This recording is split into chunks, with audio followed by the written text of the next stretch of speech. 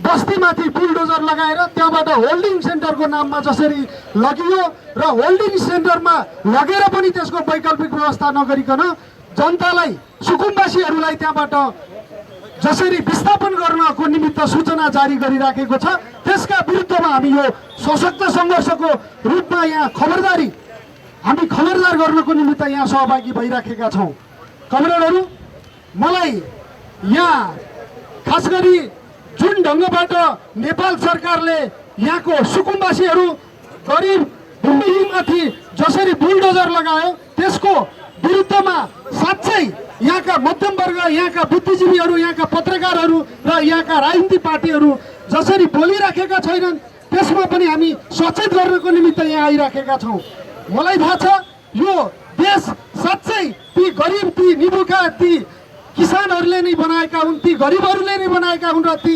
दलित बस्तीहरूले नै बनाएका हुन्, ती सुकुम्बासीले नै बनाएका हुन्। यदि ती सुकुम्बासीहरू हुन्थेनन् भने सायद हामी काठमाडौँको यो महलमा बसेर, यो सडक पेटीमा बसेर, यहाँ बसेर भाषण गर्न सक्ने कन्डिसन हाम्रो हुँदैन थियो।